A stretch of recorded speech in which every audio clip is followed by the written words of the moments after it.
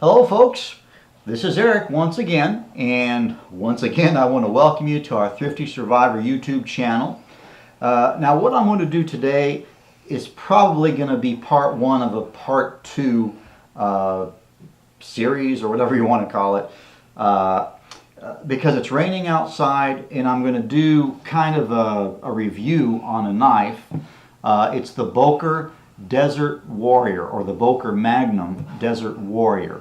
Boker is actually a German knife manufacturer. In fact, they make really nice knives. A lot of them will run upwards of $300. But what I've done is I found the Boker Magnum series, which generally brings that down a significant amount. It's still constructed at Boker standards. Okay, so the quality, the overall quality of the knives are way up there, but they've got a division where either they're manufactured in America or in China.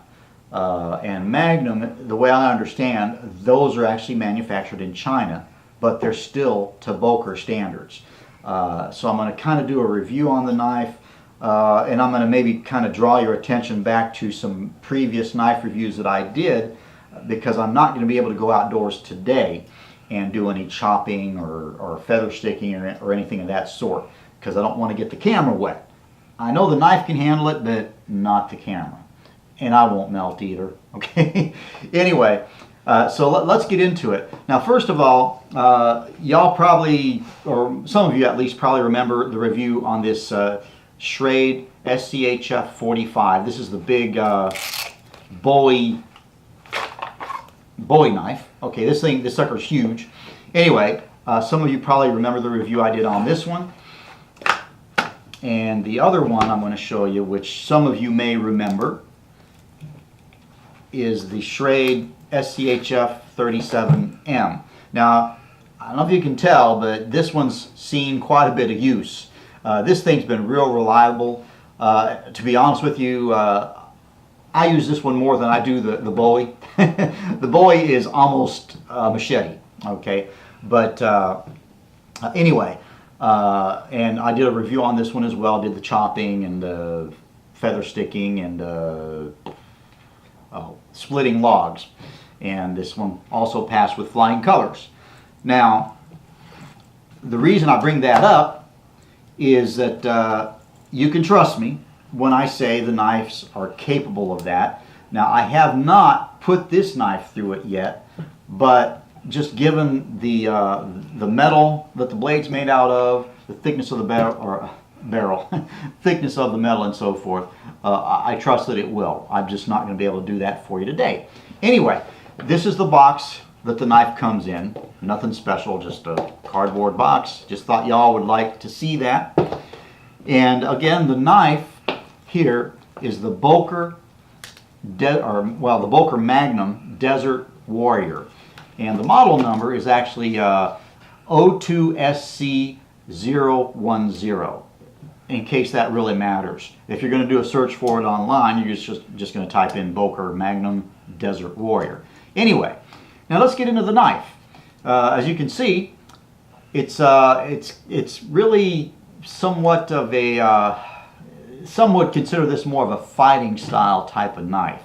Now, it's got a ricasso on the top here, but it only goes up to here, which is basically your flat 90-degree angle here.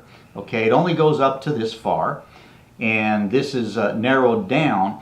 And again, this is designed more for stabbing and that kind of thing. However, the blade is also thick enough to where you can do some chopping with it. You can also use it for splitting logs, and obviously feather sticking. That's a whole other story. You know, pretty much any knife should be able to do that.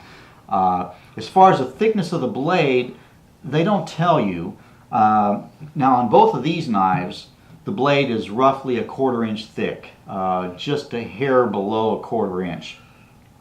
This one here, I would say, is probably 4 millimeters, and I don't know exactly what that translates to in inches or fractions of inches, but it's not quite as thick, but it's also a shorter blade. So the thickness, I think, is just about perfect for a knife of this size. and also generally for knives that are more designed for stabbing, skinning, that kind of thing, oftentimes it's just going to be narrower just by design. Now, more details on the knife. As you can see, you got some little slots here. I guess you can call those bleeding slots or whatever. Now, as far as the blade itself, it's of course it's full tang, as you should be able to see here. It goes all the way back to the butt. The overall length of the knife is 12 inches. The blade itself is 6 3/4 inches long, and it is constructed of 440 stainless steel. And some of you may already know just by looking at the knife, but it's a swedge ground spear point knife. One thing about this type of a blade is the point is centered right in the center of the handle, and what that does for you is the knife is actually quite good at drilling. Okay, if you want to drill a hole, for instance, for using a bow drill, that kind of thing. Okay, this knife would be great for that as well. And the ricasso also gives you more purchase up here for increasing your cutting power. The overall weight of the knife is actually 13.9 ounces. It's lighter than either one of these knives, you know, which it can be a nice thing. I kind of, honestly, to be honest with you, I think I'm going to start carrying this one over this one. We'll see, but because I like the weight of it, I like the size. It's a good medium-sized knife. Some would consider it large. You know, it's kind of borderline small to large, or small to medium, or medium to large rather. Something else I'm going to mention is the handle itself is Micarta. It's actually a removable Micarta handle. Basically, you got these 3 screws here, and I don't know if you want to zoom in or not. I don't know how. Let's go ahead and at least give them a close-up shot once of the knife. You just let me know, Brian, when we're pretty well zoomed in, and I'll try not to move too much. But as you probably can see, there are 3 screws here, and you remove those. You could replace the Micarta handle if, for instance, you just wanted a more personalized handle, or I mean, I can't imagine it breaking, but anyway, I just thought it'd be worth noting that the Micarta scales here are removable. Now, there are also some grooves here which you may or may not be able to see. They're just ground-in grooves, give you some good purchase there as well. You've also got some jimping up here on the front and on the back, so it doesn't matter how you grab it, whether you're grabbing it like this, you know, no matter. You're going to have a little bit of an additional grip there. Now, one thing I will say about the jimping here, some call that aggressive jimping. I don't think so. When you compare that to either one of these Schrade knives, it's not aggressive at all, actually.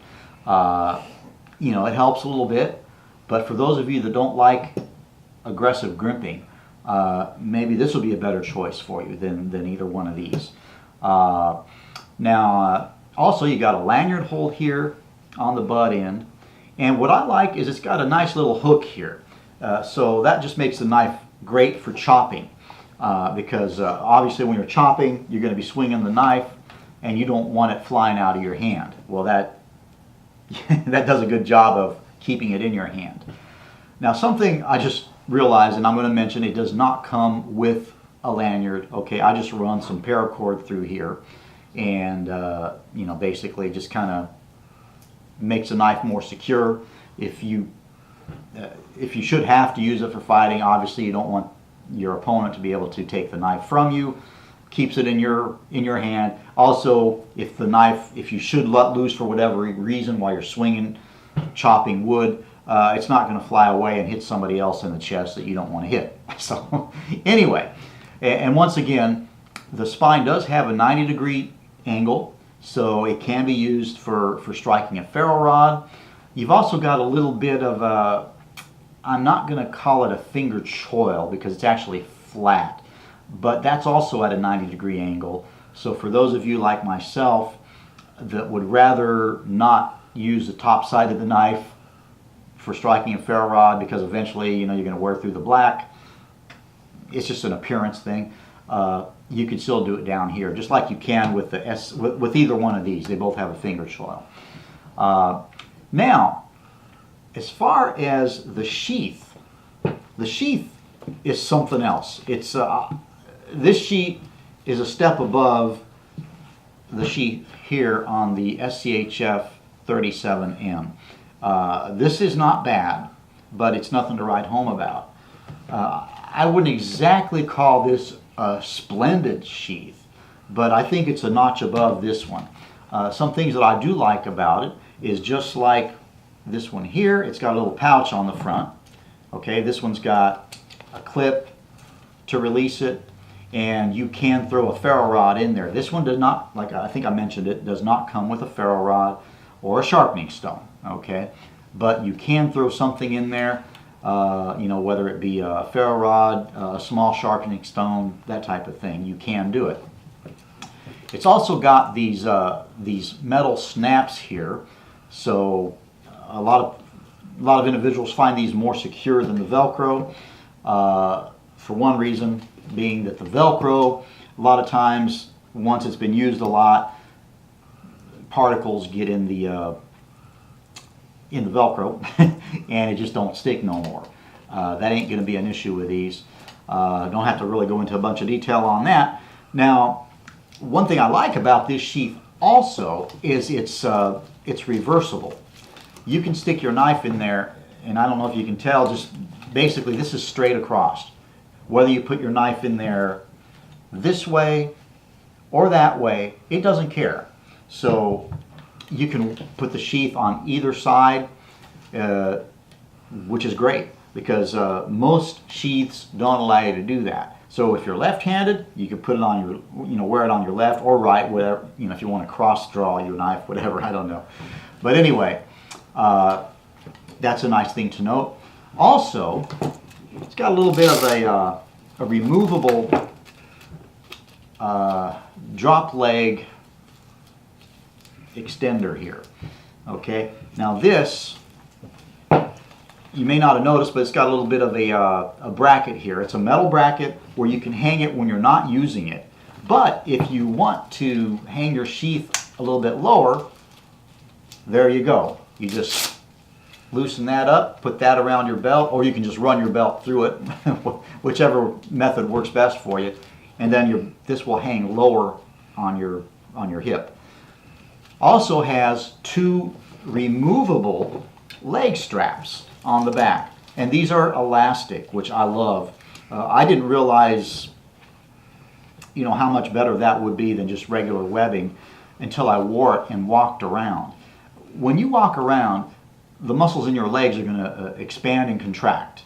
And that being said, if you have your knife snugged up against your leg or your thigh, there's going to be times where it's going to be too tight and too loose. Well, that's not an issue with this, okay? And it's got two, so you can remove just one or both of them if you want, because they are both removable, as you probably see here.